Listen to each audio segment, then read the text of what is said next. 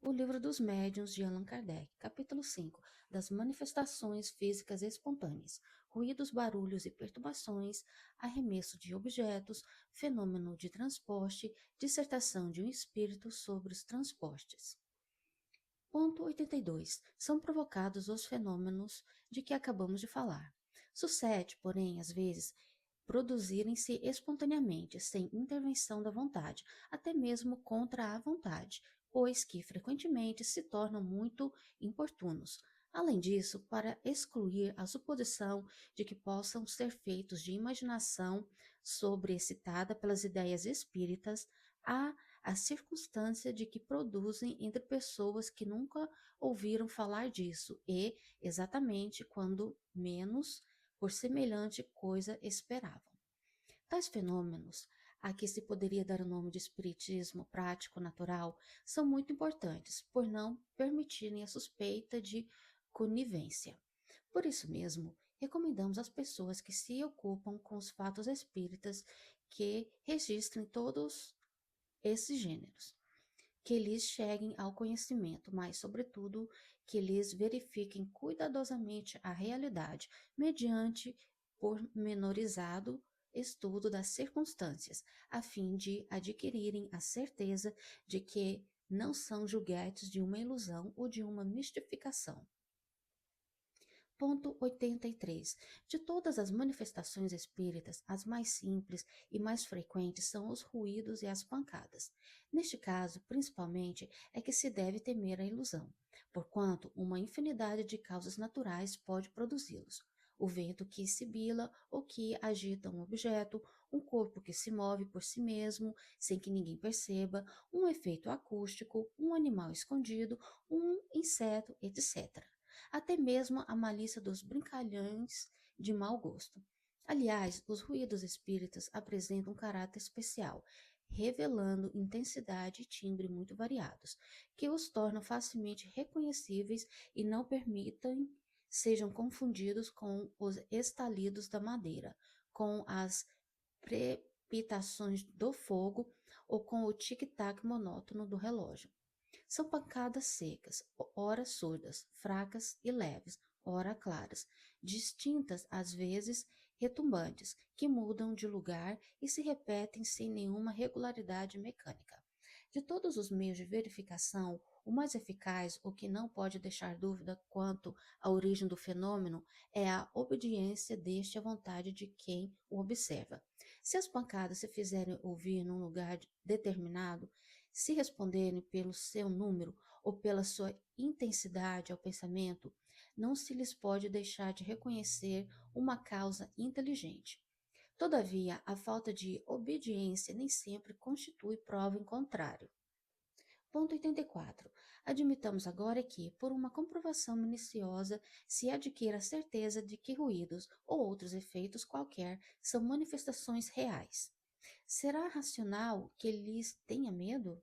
Não, de certo, porquanto, em algum caso, nenhum perigo haverá nelas, só os que se persuadem de que é o diabo que as produz, podem ser por elas abalados de modo deplorável, como são as crianças a quem se mete medo com o lobisomem ou o papão.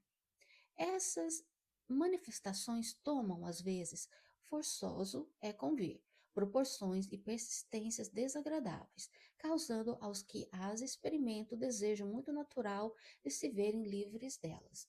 A este propósito, uma explicação se faz necessária. Ponto 85. Dissemos atrás que as manifestações físicas têm por fim chamar-nos a atenção para alguma coisa e convencer-nos da presença de uma força superior ao homem. Também dissemos que os espíritos elevados não se ocupam com esta ordem de manifestações, que se servem dos espíritos inferiores para produzi-las, como nós utilizamos dos nossos serviçais para os trabalhos pesados, e isso com o fim que vamos indicar. Alcançado esse fim, cessa a manifestação material, por desnecessária. Um ou dois exemplos farão melhor compreender a coisa. Ponto 86. Há muitos anos, quando ainda iniciava meus estudos sobre o espiritismo, estando certa noite entregue a um trabalho referente a esta matéria, pancadas se fizeram vir em torno de mim, durante 4 horas consecutivas. Era a primeira vez que tal coisa me acontecia. Verifiquei não serem devidas a nenhuma causa acidental, mas na ocasião foi só o que pude saber. Por essa época, tinha eu frequentes ensejos de estar com um excelente médio escrevente. No dia seguinte, perguntei ao espírito que, por seu intermédio, se comunicava, qual a causa daquelas pancadas. Era, respondeu-me ele, o teu espírito familiar que te desejava falar. Que queria de mim? Resposta: ele está aqui. Pergunta-lhe. Tendo-o interrogado, aquele espírito se deu a conhecer sob o nome alegórico. Abre parêntese. Vim a saber depois por outros espíritos que pertencem a uma categoria muito elevada e que desempenhou na Terra importante papel. Fecha parêntese. Apontou erros no meu trabalho, indicando-me as linhas onde se encontravam. Deu-me úteis e sábios conselhos e acrescentou que estaria sempre comigo e atenderia ao meu chamado todas as vezes que eu o quisesse interrogar. A partir de então, com efeito, esse espírito nunca mais me abandonou. Dali recebi muitas provas de grande superioridade e sua intervenção benévola e eficaz me foi manifestada. Assim, nos assuntos da vida material, como no tocante às questões metafísicas. Desde a nossa primeira entrevista, as pancadas cessaram. De fato, o que desejava ele? Pôs-se em comunicação regular comigo, mas, para isso, precisava de me avisar. Dado o explicado aviso, estabelecidas relações regulares, as pancadas se tornaram inúteis. Daí ou cessaram. O tambor deixa de tocar para despertar os soldados, logo que estes se acham todos de pé. Fato quase semelhante sucedeu a um dos nossos amigos. Havia algum tempo, no seu quarto se ouviram ruídos diversos, que eu já iam tornando fatigantes. Apresentando-lhe ocasião de interrogar o espírito de seu pai, por um médium escrevente, soube o que queriam dele. Foi o que foi recomendado e daí em diante nada mais ouviu. Deve-se notar que as manifestações deste gênero são mais raras para as pessoas que dispõem de meio regular e fácil de comunicação com os espíritos, e isso se concebe. Ponto 87. As manifestações espontâneas nem sempre se limitam a ruídos e pancadas. Degeneram, por vezes, em verdadeiro estardalhaço e em perturbações. Móveis e objetos diversos são derribados, projetos de toda sorte são atirados de fora para dentro, portas e janelas são abertas e fechadas por mãos invisíveis, ladrilhos são quebrados, o que não se pode levar à conta da ilusão. Muitas vezes, o derribamento se dá de fato, doutras, porém, só se dá na aparência. Ouvem-se vozeiros em aposentos contíguos, barulho de louça que cai e se quebra com estrondo, cepos que rolam pelo assoalho, acorrem as pessoas da casa e encontram tudo calmo e em ordem. Mal saem. Recomeça o tumulto. Ponto 88. As manifestações desta espécie não são raras, nem novas. Poucas serão as crônicas locais que não encerrem alguma história desta natureza. É fora de dúvida que o medo tem exagerado muitos fatos que, passando de boca em boca, assumiram proporções gigantescamente ridículas. Com o auxílio da superstição, as casas onde eles ocorrem foram tidas como assombradas pelo diabo, e daí todos os maravilhosos ou terríveis contos de fantasmas. Por outro lado, a velhacaria não consentiu em perder tão bela ocasião de explorar a credulidade quase sempre para a satisfação de interesses pessoais. Aliás, facilmente se concebe que a impressão podem fatos desta ordem produzir, mesmo dentro dos limites da realidade, em pessoas de caracteres fracos e predispostas pela educação a alimentar ideias supersticiosas. O meio mais seguro de obviar aos inconvenientes que possam trazer, visto não ser possível impedir-se de que se deem, consiste em tornar conhecida a verdade. Em coisas terríficas, se convertem às mais simples quando se lhes descobrem as causas. Ninguém mais terá medo dos espíritos, quando todos estiverem familiarizados com eles e quando os que a quem lhes manifestam já não acreditam que estão às voltas com uma legião de demônios. Na Revista Espírita se encontram narrados muitos fatos autênticos deste gênero, entre outros a história do espírito batedor de Bergzarben, cuja ação durou 8 anos, abre parêntese, números de maio, junho e julho de 1858, fecha parêntese. A de Diebelsdorf, abre parêntese, agosto de 1858, fecha parêntese. A do paideiro das grandes vendas, perto de Dieppe, abre parêntese, março de 1860, fecha parêntese. A da rua de Noyers, em Paris, abre parêntese, agosto de 1860, fecha parêntese. A do espírito de Castelnaudary, sob o título da história de um danado, abre parêntese, fevereiro de 1860, fecha parêntese. A do fabricante de São Petersburgo, abre parêntese, abril de 1860, fecha parêntese, e muitas outras. Ponto 89. Tais fatos assumem, não raro, o caráter de verdadeiras perseguições. Conhecemos 6 irmãs que moravam juntas e que, durante muitos anos, todas as manhãs encontravam suas roupas espalhadas, rasgadas e cortadas em pedaços, por mais que tomasse a precaução de guardá-las à chave. Há muitas coisas têm acontecido que, estando deitadas, mas completamente acordadas, lhes sacudia os cochinados da cama, tirem com violência as cobertas, levantem os travesseiros e mesmo as joguem fora do leito. Fatos destes são muito mais frequentes do que se pensa, porém, as mais das vezes, os que deles são vítimas nada ousam dizer, de medo do ridículo. Somos sabedores de que, por causa desses fatos, se tem pretendido curar, como atacados de alucinações, alguns indivíduos, submetendo-o ao tratamento que se sujeitam os alienados, o que os torna realmente loucos. A medicina não pode compreender estas coisas por não admitir entre as causas que as determinam, senão um elemento material, donde erros frequentes funestos.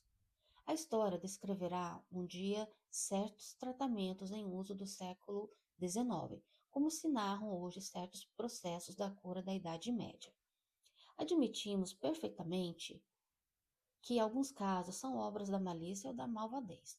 Porém, de tudo bem averiguado, provado ficar que não resultam da ação do homem, dever-se-á convir em que são obra, ou do diabo, como uns dirão, ou dos espíritos, como dizemos nós. Mas de que espíritos? Ponto 90. Os espíritos superiores, do mesmo modo que entre nós, os homens retos e sérios, não se divertem a fazer charivares. Temos por diversas vezes chamado aqueles espíritos para lhes perguntar por que motivo perturbam assim a tranquilidade dos outros. Na maioria das vezes, fazem-no apenas para se divertir. São espíritos mais levianos do que maus, que se riem dos terrores que causam e das pesquisas inúteis que se empreendem para a descoberta da causa do tumulto. Agarram-se com frequência a um indivíduo, comprazendo-se em o atormentarem e perseguirem de casa em casa. Outras vezes, apegam-se a um lugar, por mero capricho. Também, não raro, exercem por esta forma uma vingança, como teremos ocasião de ver. Em alguns casos mais louvável, a intenção a que cedem. Procuram chamar a atenção e pôr-se em comunicação com certas pessoas, quer para lhes darem um aviso proveitoso, quer com o fim de lhes pedirem qualquer coisa para si mesmos. Muitos temos visto que pedem preces, outros que os solicitem o cumprimento, em nome deles, de votos que não puderem cumprir, outros ainda que desejam, no interesse do próprio repouso, reparar uma ação má que praticaram quando vivos. Em geral, é um erro ter-se medo. A presença desses espíritos pode ser importuna, porém não perigosa. Concebe-se, aliás, que toda gente deseja ver-se livre deles, mas geralmente as que isso desejam fazem o contrário do que deveriam fazer para consegui-lo. Se trata de espíritos que se divertem. Quanto mais a sério se tomarem as coisas, quanto mais eles persistirão, como crianças travessas que tanto mais molestam as pessoas, quanto mais estas se impacientam, e que mentem medo aos poltrões. Se todos tomassem o alvitre sensato de rir das suas partidas, eles acabariam por se cansar e ficar quietos. Conhecemos alguém que, longe de se irritar, os excitava, desafiando-os a fazer tal ou tal coisa, de modo que, ao cabo de poucos dias, não mais voltaram. Porém, como dissemos acima, alguns há que assim procedem por motivo menos frívolo. Daí vem que é sempre bom saber o que querem. Se pedem qualquer coisa, pode-se estar certo de que, satisfeitos os seus desejos, não renovarão as visitas. O melhor meio de nos informarmos a tal respeito consiste em invocarmos o Espírito por intermédio de um bom médium escrevente. Pelas suas respostas, veremos imediatamente com quem estamos às voltas e obraremos de conformidade com o esclarecimento colhido. Se trata de um espírito infeliz, manda caridade que lhe dispensemos as atenções que mereça. Se é um desgraçado de mau gosto, podemos proceder desembaraçadamente com ele. Se um malvado, devemos rogar a Deus que o torne melhor. Qualquer que seja o caso, a prece nunca deixa de dar bom resultado. As fórmulas graves de exorcismo, essas os fazem rir. Nenhuma importância lhes ligam. Sendo possível entrar em comunicação com eles, deve-se sempre desconfiar dos qualificativos burlescos ou apavorantes que dão a si mesmos, para se divertirem da credulidade dos que acolhem como verdadeiros tais qualificativos.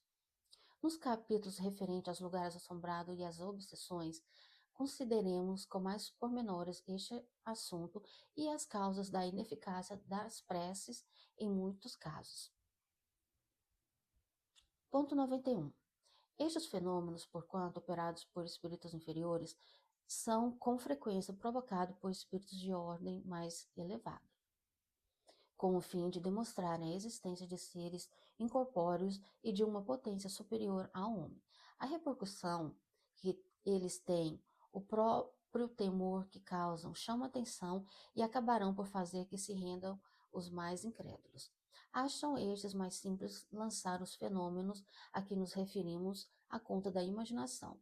Explicação muito cômoda a quem dispensa outras. Todavia, quando objetos vários são sacudidos ou atirados à cabeça de uma pessoa, bem complacente imaginação precisaria ela para fantasiar que tais coisas sejam reais, quando não o são.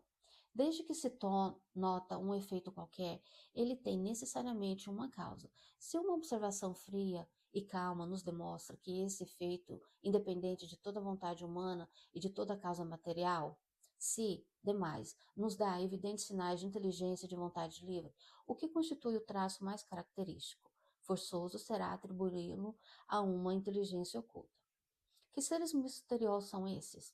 É o que os estudos espíritas nos ensinam do modo menos contestável, pelos meios que nos facultam de nos comunicarmos com eles.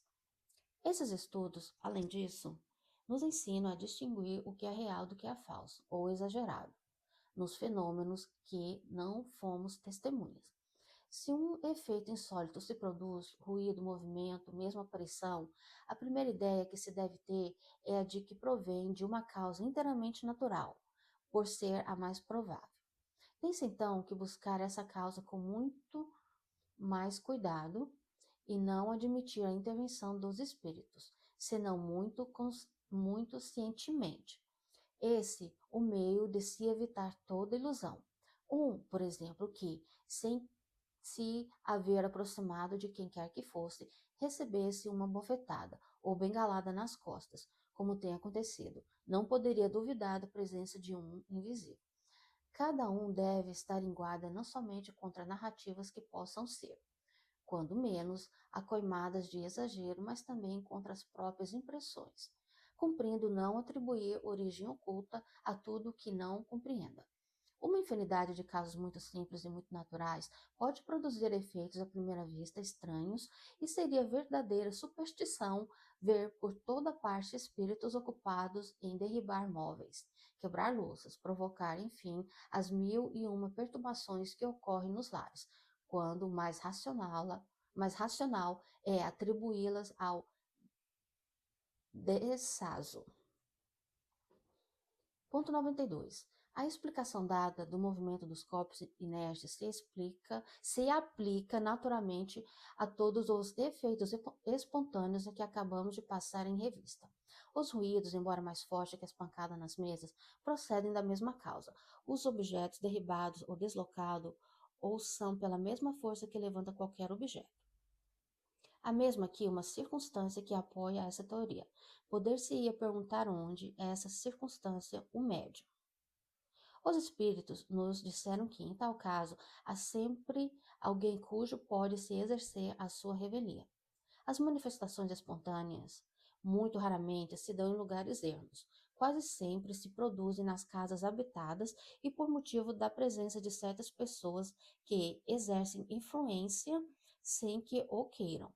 Essas pessoas ignoram possuir faculdades mediúnicas, razão por que lhes chamamos médiuns naturais.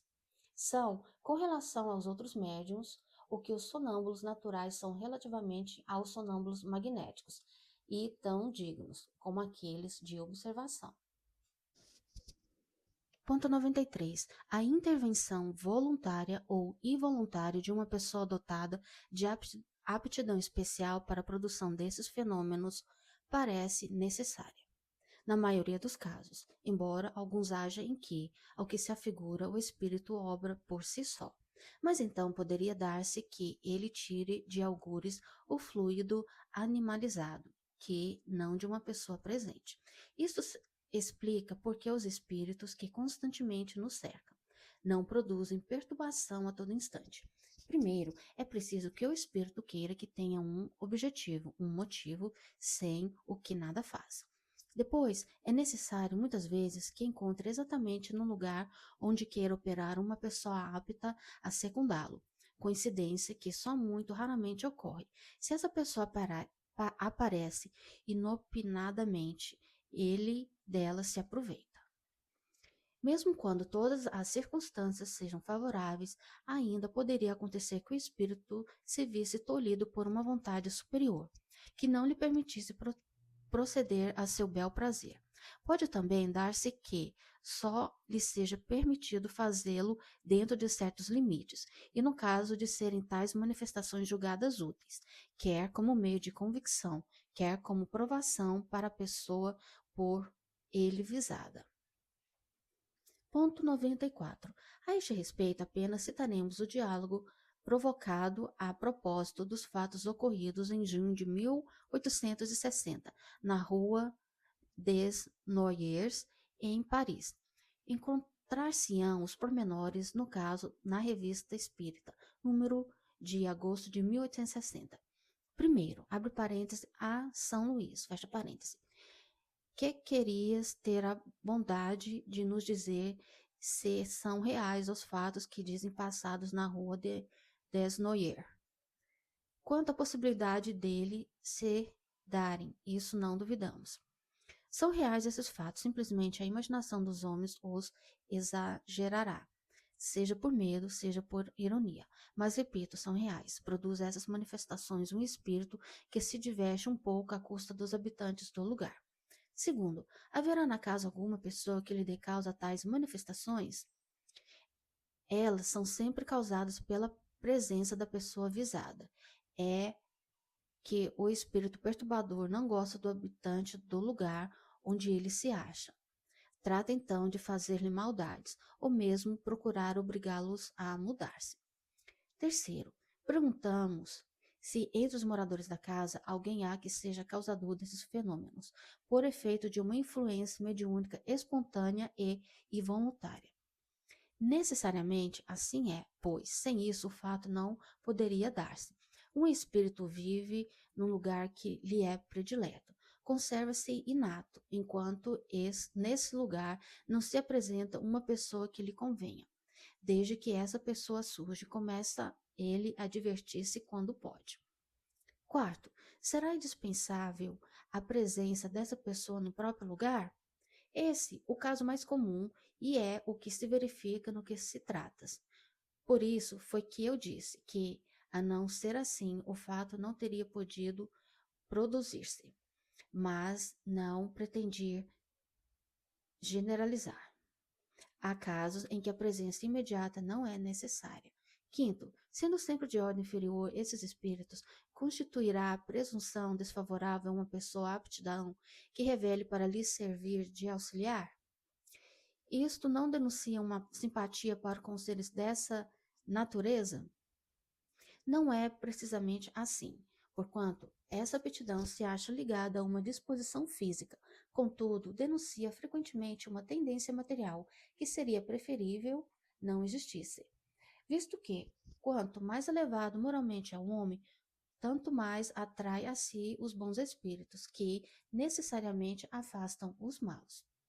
Sexto, onde vai o espírito buscar os projetos de que se serve? Os diversos objetos que lhe servem de projetos são as das mais vezes apanhados nos próprios lugares dos fenômenos ou das proximidades. Uma força provida do espírito os lança no espaço, eles vão cair no ponto que o mesmo espírito indica. Sétimo, pois que as manifestações espontâneas são muitas vezes permitidas e até provocadas para convencer os homens. Parece-nos que, se fossem pessoalmente atingidos por elas, alguns incrédulos se veriam forçados a render-se à evidência. Eles costumam queixar-se de não serem testemunhas de fatos concludentes. Não está no poder dos espíritos dar-lhes uma prova sensível? Os ateus e materialistas não são a todo instante testemunha dos efeitos do poder de Deus e do pensamento? Isso não impede que neguem Deus e a alma. Os milagres de Jesus converteram todos os seus contemporâneos? Os fariseus que lhe diziam, mestre, faze-nos ver algo prodígio. Não se assemelham os que hoje vos pedem lhes façam presenciar algumas manifestações?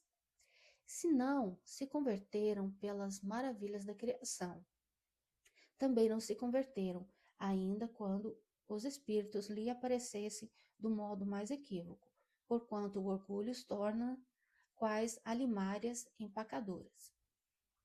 Se procurassem de boa fé, não lhes faltaria ocasião de ver.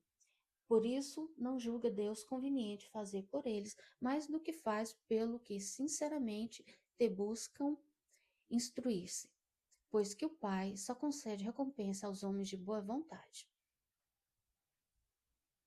A incredulidade deles não obstará o que a vontade de Deus se cumpra.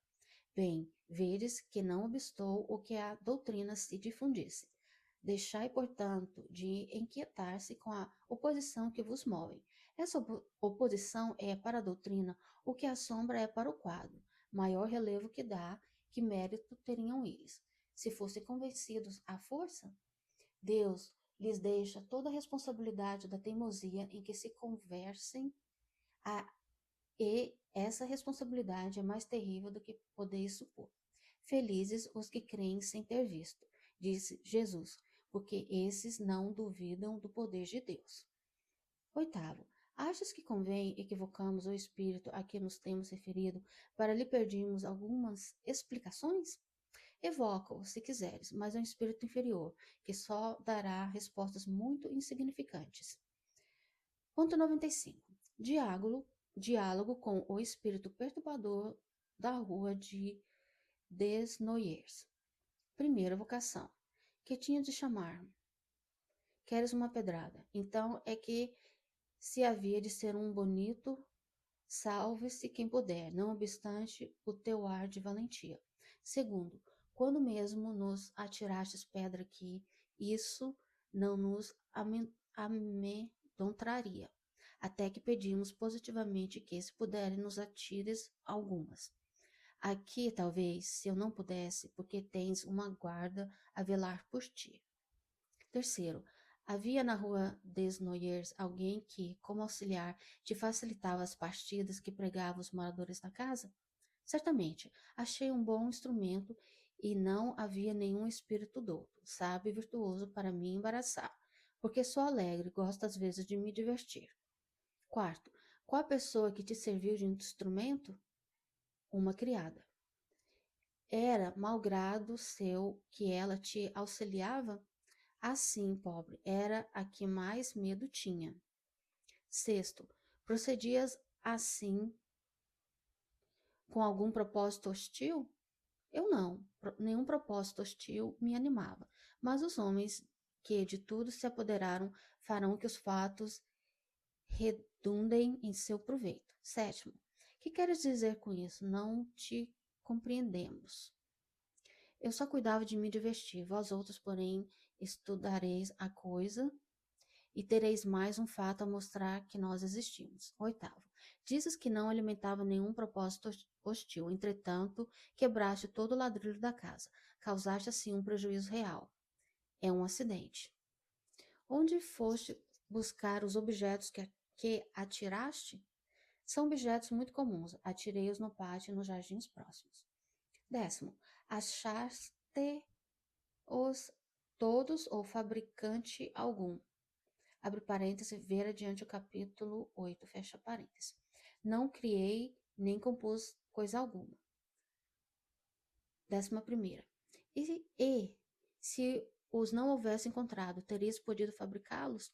Fora mais difícil, porém, a rigor misturam-se matéria e isso faz um todo qualquer. 12ª. Agora, dize-nos, como os atiraste? Isto é mais difícil de explicar. Busquei auxílio na natureza elétrica daquela rapariga, juntando-a à minha. É menos material. Podemos, assim, os dois transportar os diversos objetos. 13º. Vais dar-nos de boa vontade, assim o esperamos, algumas informações acerca da tua pessoa. Diz-nos, primeiramente, se já morreste há algum tempo. Há muito tempo, há bem mais 50 anos. 14º. Que eras quando vivo?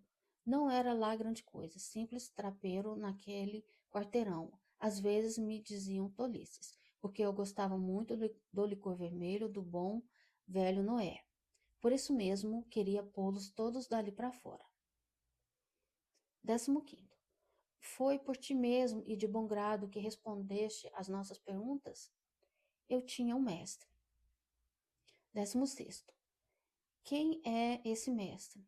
O vosso bom rei Luís. Nota. Motivou esta pergunta a natureza de algumas respostas dadas, que nos pareceram acima da capacidade deste espírito, pela substância das ideias e mesmo pela forma da linguagem. Nada, pois, de admirar é que ele tinha sido ajudado por um espírito mais esclarecido, que quis aproveitar a ocasião para nos instruir. É este um fato muito comum, mas o que está inscrito constitui notável particularidade, é que a influência do outro espírito se fez sentir na própria caligrafia. A das respostas em que ele interveio é mais regular e mais ocorrente. A do trapeiro é angulosa, grossa e irregular, às vezes pouco legível, denotando caráter muito diferente. 17º. Que fazes agora? Ocupas com o teu futuro? Ainda não, vagueio. Pensam tão pouco em mim na terra que ninguém roga por mim. Ora, não tendo quem me ajude, não trabalho. Nota. Ver-se-á mais tarde quanto se pode contribuir para o progresso e o alívio dos espíritos inferiores, por meio da prece e dos conselhos. 18º. Como te chamavas quando vivo? Dinet. 19º. Está bem, Dinet, oramos por ti. Dize-nos a nossa evocação te deu prazer ou te contrariou? Antes prazer, pois que sois bons rapazes, viventes alegres, embora um pouco austeros. Não importa, ouviste-me, estou contente. Fenômeno de transporte. Ponto 96. Este fenômeno não difere do que vimos de falar, senão pela intenção benévola do espírito que o produz, pela natureza dos objetos, quase sempre graciosos, de que se serve e pela maneira suave, delicada mesmo, porque são traduzidos. Consiste no trazimento espontâneo de objetos inexistentes no lugar onde estão os observadores. São quase sempre flores, não raros frutos, confeitos, joias. 97. Digamos, antes de tudo, que este fenômeno é dos que melhor se prestam a imitar e que, por conseguinte, devemos estar de sobreaviso contra o embuste. Sabe-se até onde pode ir a haste da prestidigitação, tratando-se de experiências deste gênero. Porém, mesmo que tenhamos de nos haver com um verdadeiro prestidigitador, poderemos ser facilmente enganados por uma manobra hábil e interessada. A melhor de todas as garantias se encontra no caráter, na honestidade notória, no absoluto desinteresse das pessoas que obtêm tais efeitos. Vem depois, como meio de resguardo, o exame atento de todas as circunstâncias em que os fatos se produzem e, finalmente, o acontecimento esclarecido do Espiritismo poderá descobrir o que fosse suspeito. Ponto 98. A teoria do fenômeno dos transportes e das manifestações físicas em geral se acha resumida de maneira notável na seguinte dissertação feita por um espírito, cujas comunicações todas trazem o cunho incontestável de profundeza e lógica. Com muitas delas deparará o leitor no curso desta obra. Ele se dá a conhecer pelo nome de Erasto, discípulo de Paulo, e como protetor do médium que se viu de instrumento. Quem deseja obter fenômeno desta ordem precisa ter consigo médiuns a quem chamarei sensitivos, isto é, dotados do mais alto grau das faculdades mediúnicas de expansão e de penetralidade, porque o sistema nervoso facilmente excitável de tais médiuns lhe permite, por meio de certas vibrações, projetar abundantemente em torno de si o fluido animalizado que lhe é próprio. As naturezas impressionáveis, as pessoas cujos nervos vibram a menor impressão, a mais insignificante sensação, as que a influência moral ou física, interna ou externa, sensibiliza, são muito mais aptas a se tornarem excelentes médios para os efeitos físicos de tangibilidade e de transportes. Efetivamente, quase de todo desprovido do invólucro refratário que, na maioria dos outros encarnados, o isola. O sistema nervoso dessas pessoas as capacita para a produção destes diversos fenômenos. Assim como um indivíduo de tal natureza e cujas outras faculdades não sejam hostis à mediunidade. Facilmente se obterão os fenômenos de tangibilidade, as pancadas nas paredes e nos móveis, os movimentos inteligentes e mesmo a suspensão no espaço da mais pesada matéria inerte. A fortiori, os mesmos resultados se conseguirão se, em vez de um médium, o experimentador dispuser de muitos outros, igualmente bem dotados. Mas da produção de tais fenômenos, a obtenção dos de transporte, há um mundo de permeio, porquanto, neste caso, não só o trabalho do espírito é mais complexo, mais difícil, como, sobretudo, ele não pode operar senão por meio de um único aparelho mediúnico, isto é, muitos médios não podem concorrer simultaneamente para a produção do mesmo fenômeno. Sucede que, ao contrário, a presença de algumas pessoas antipáticas ao espírito que opera lhe obsta radicalmente a operação. A estes motivos, a que, como vedes, não falta importância, acrescentamos que os transportes reclamam sempre maior concentração e, ao mesmo tempo, maior difusão de certos fluidos, que não podem ser obtidos senão com médios superiormente dotados. Com aqueles, uma palavra cujo aparelho eletromediúnico é o que melhores condições oferece. Em geral, os fatos de transporte são e continuarão a ser extremamente raros. Não preciso demonstrar por que são e serão menos frequentes do que os outros fenômenos de tangibilidade, do que, digo, vós mesmos podeis deduzir. Demais, estes fenômenos são de tal natureza que nem todos os médios servem para produzi-los. Com efeito, é necessário que entre o espírito e o médium influenciado exista certa afinidade.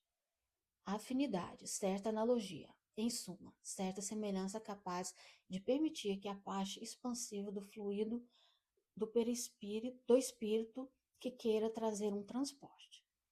Deve ser tal esta fusão que a força resultante dela se torne, por assim dizer, uma, do mesmo modo que atuando sobre o carvão uma corrente elétrica produz um só foco, uma só claridade. Por que essa união, essa fusão?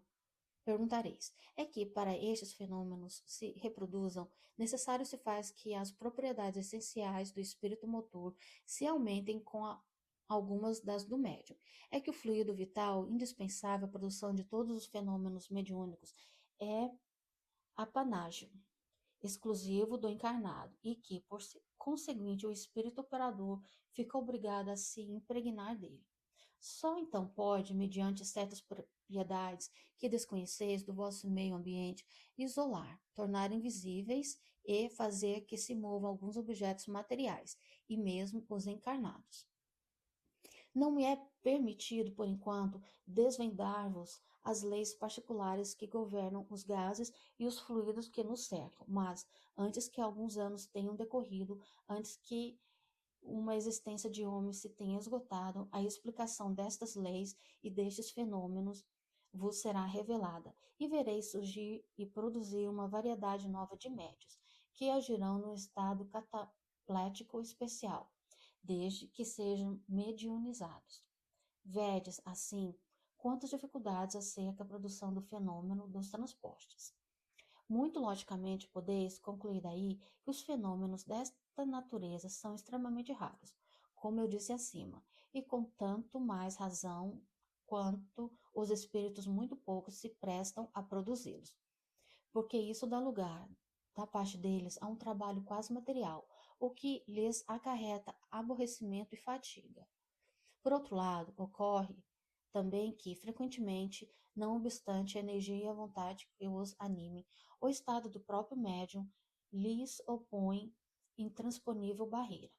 Nota de Allan Kardec, número 11.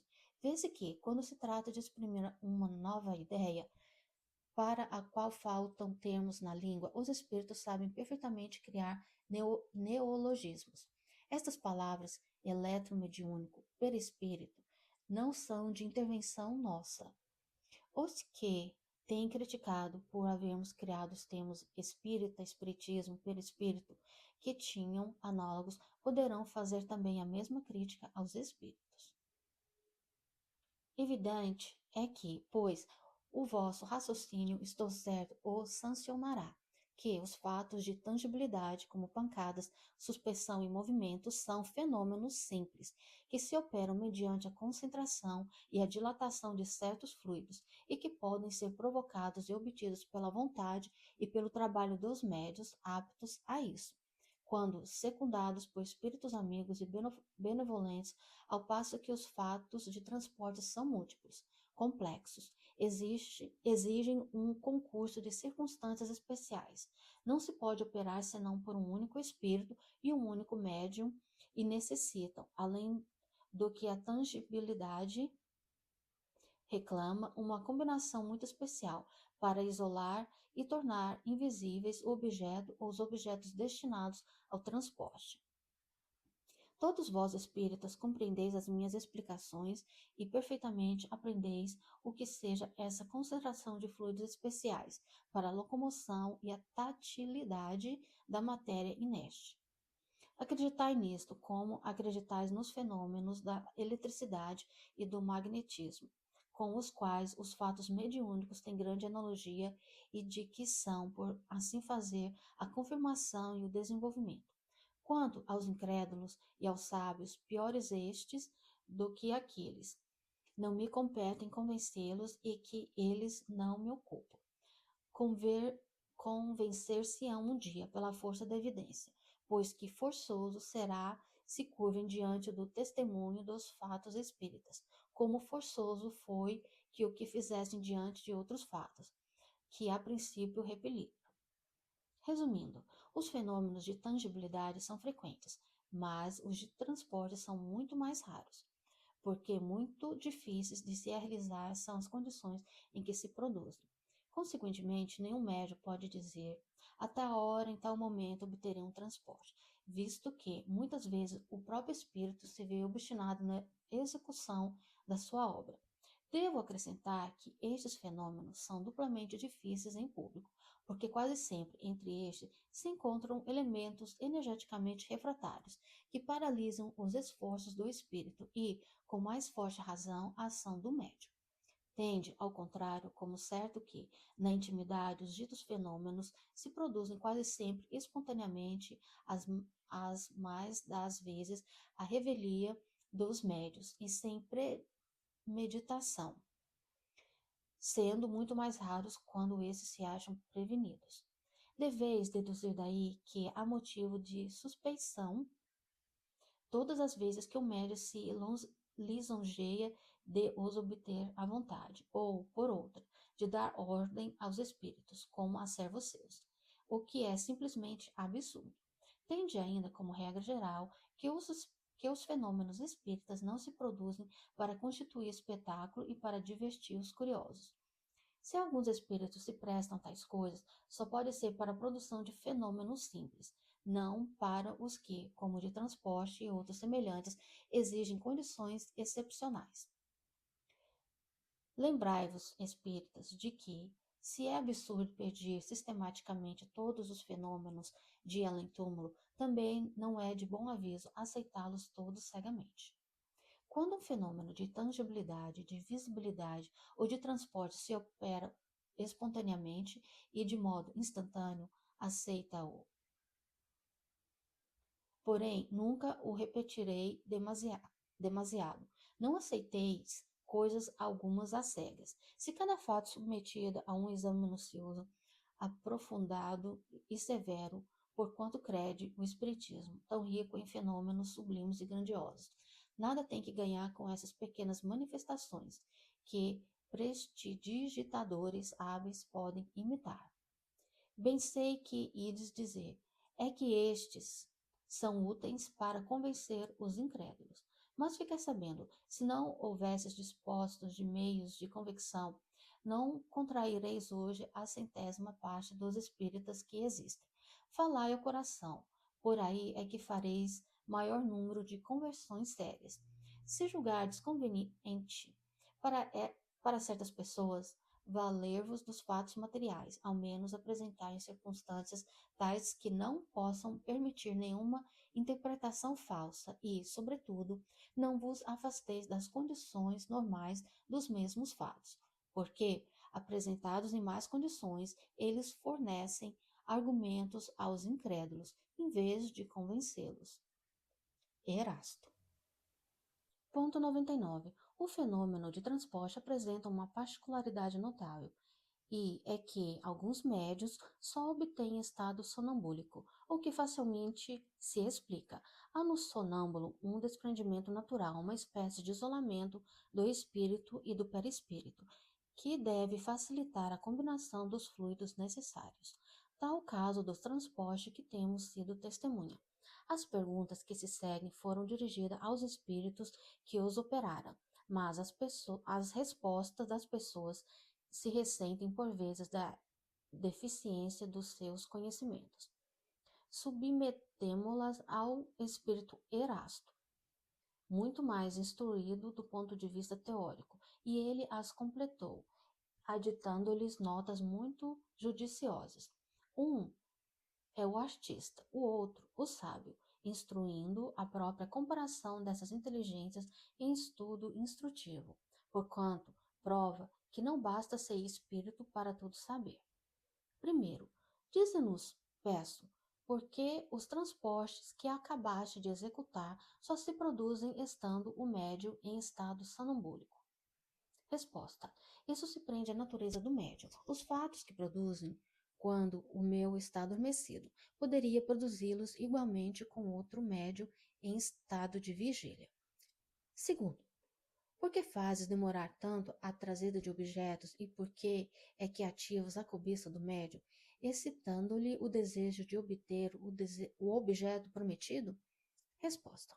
O tempo me é necessário a preparar os fluidos que servem para o transporte. Quanto à excitação, essa só tem por fim, a mais das vezes, divertir as pessoas presentes e o sonâmbulo. Nota de Erasmo: o espírito que responde não sabe mais do que isso, não percebe o motivo dessa cobiça que ele instintivamente agusta, sem lhe compreender o efeito. Julga proporcionar um divertimento, enquanto, na realidade, provoca, sem o suspeitar, uma emissão maior de fluido. É uma consequência da dificuldade que o fenômeno apresenta, dificuldade sempre maior quando ele não é espontâneo, sobretudo com certos médios. Terceiro, depende da natureza especial do médio a produção do fenômeno e poderia produzir-se por outros médios com mais facilidade e presteza?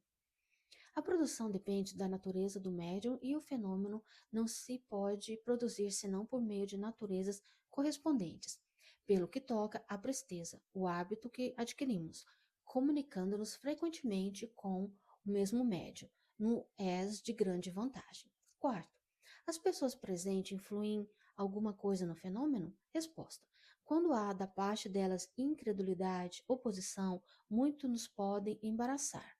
Preferimos apresentar nossas provas aos crentes e às pessoas versadas no Espiritismo. Não quero, porém, dizer com isso que a má vontade consiga paralisar-nos inteiramente. Quinto, onde foste buscar as flores e os confeitos que trouxeste para aqui? Resposta: as flores, como tomo-las aos jardins, onde bem me parece. Sexto, e os confeitos devem ser feito falta ao perspectivo negociante. Resposta: tomo-os onde me apraz. O negociante nada absolutamente percebeu, porque pus outros no lugar que os que tirei. Sétimo, mas os anéis têm valor. Onde os foste buscar? Não terás com isso causado prejuízo àquele de quem os retiraste? Resposta: tirei-os de lugar que todos desconhecem, e filo de maneira que daí não resultará prejuízo para ninguém. Nota de Erasto. Creio que o fato foi explicado de modo incompleto, em virtude da deficiência da capacidade do espírito que respondeu. Sim, de fato, pode resultar prejuízo real, mas o espírito não quis passar por haver desviado o que quer que fosse. Um objeto só pode ser substituído por outro objeto idêntico, da mesma forma, do mesmo valor. Consequentemente, se um espírito tivesse a faculdade de substituir por outro objeto igual, um que se apodera, de onde que se apodera, já não teria razão para se apossar deste, visto que poderia dar o de que se iria servir para substituir o objeto retirado. Oitavo, será possível trazer flores de outro planeta? Resposta: não, a mim não me é possível. A Erasto, teriam outros espíritos esse poder? Resposta: não, isso não é possível, em virtude da diferença dos meios de ambientes. Nono, poderias trazer-nos flores de outros hemisférios, dos trópicos, por exemplo? Resposta: desde que seja da Terra, posso. Décimo, poderias fazer que os objetos trazidos nos desaparecessem da vista e levá-los novamente? Resposta: assim como os trouxe aqui, posso levá-los à minha vontade. 11ª, a produção do fenômeno do transporte não é igual a alguma forma penosa? Não se causa qualquer embaraço? Resposta: não nos é penosa em nada, quando temos permissão para operá-los. Teria ser-nos grandemente penosa se quiséssemos produzir efeito para os quais não estivéssemos autorizados. Nota de Erasto. Ele não quer convir em que isso lhe é penoso, embora o seja realmente, pois que se vê forçado a executar uma operação, por assim dizer, material. 12ª. Quais as dificuldades que encontras? Resposta: nenhuma outra, além das más disposições fluídicas que nos podem ser contrárias. 13ª. Como trazes o objeto? Será segurando com as mãos? Resposta: não, envolvo-o em mim mesmo. Nota de Erasto. A resposta não explica de modo claro a operação. Ele não envolve o objeto com sua própria personalidade, mas com seu fluido pessoal é dilatável. Combina uma parte desse fluido com o fluido animalizado do médium e é nesta combinação que oculta e transporta o objeto que escolheu para transportar. Ele, pois, não exprime com firmeza o fato, dizendo que envolve em si o objeto. 14º. Trazes com a mesma facilidade um objeto de peso considerável de 50 quilos, por exemplo? Resposta: o peso nada é para nós. Trazemos flores, porque agrada mais do que um volume pesado. Resposta: é exato. Pode trazer objetos de 100 ou 200 quilos. Por isso que a gravidade existe para nós, é anulada para o espírito. Mas ainda ele não percebe bem o que se passa. A massa dos fluidos combinados é proporcional à dos objetos. Numa palavra, a força deve estar em proporção com a resistência, de onde se segue que, se o espírito apenas traz uma flor ou um objeto leve, é muitas vezes porque não encontra no médio ou em si mesmo os elementos necessários para um esforço mais considerável. 15ª. Poder-se-ão imputar aos espíritos certas desaparições de objetos, cuja causa permanece ignorada? Resposta: isso se dá com frequência, com mais frequência do que supones, mas isso se pode remediar, pedindo ao espírito que traga de volta o objeto desaparecido. Nota de Erasmo: é certo, mas às vezes o que é subtraído fica muito bem subtraído, pois que para muito longe são levados objetos que desaparecem de uma casa e que o dono não mais consegue achar.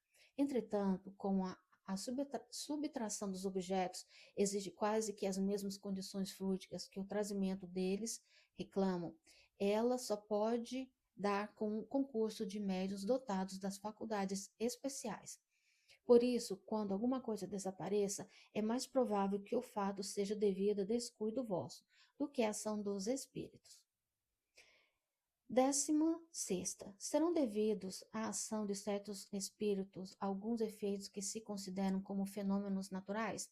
Resposta: nos dias que correm abundam fatos dessa ordem, fato que não percebeis, porque neles não pensais, mas que, por um modo de reflexão, se vos tornariam patentes. Nota de Erasto: não atribuais ao espírito que é obra do homem, mas crede na influência deles, oculta, constante, a criar em torno de vós 1000 circunstâncias, 1000 incidentes necessários ao cumprimento dos vossos atos, da vossa existência. 17. Entre os objetos que os espíritos costumam trazer, não haverá algum deles que eles próprios possam fabricar, isto é, produzido espontaneamente pelas modificações que os espíritos possam operar no fluido ou no elemento universal? Resposta: por mim não, que não tenho permissão para isso, só um espírito elevado o pode fazer. 18º. Como conseguiste outro dia introduzir aqueles objetos estando fechado o aposento? Resposta: fi-los entrar comigo, envoltos, por assim dizer, na minha substância. Nada mais posso dizer, por não ser explicável o fato. 19º. Como fizeste para tornar visíveis estes objetos que, um momento antes, eram invisíveis? Resposta: tirei a matéria que os envolvia. Nota de Erasto: o que os envolve não é matéria propriamente dita, mas um fluido tirado, metade do perispírito do médio e metade do espírito que opera. 20º. A Erasto: pode um objeto ser trazido a um lugar inteiramente fechado? Numa palavra, pode o espírito espiritualizar um objeto material de maneira que se torne capaz de penetrar a matéria? Resposta: é complexa esta questão. O espírito pode tornar invisíveis, porém não penetráveis, os objetos que ele transporte. Não pode quebrar a agregação da matéria, porque seria a destruição do objeto. Tornando este invisível, o espírito o pode transportar quando queira e não o libertar senão no momento oportuno para fazê-lo aparecer. Do mesmo diverso, do mesmo modo diverso se passam as coisas, com relação às que compomos. Como neste só introduzimos os elementos da matéria, como esses elementos são essencialmente penetráveis, e, ainda, como nós mesmos penetramos e atravessamos os corpos mais condensados, com a mesma facilidade com que raios solares atravessam uma placa de vidro, podemos perfeitamente dizer que introduzimos o objeto num lugar que seja hermeticamente fechado, mas isso somente neste caso. Nota: quanto à maioria da formação espontânea dos objetos, veja adiante o capítulo intitulado Do Laboratório do Mundo Invisível.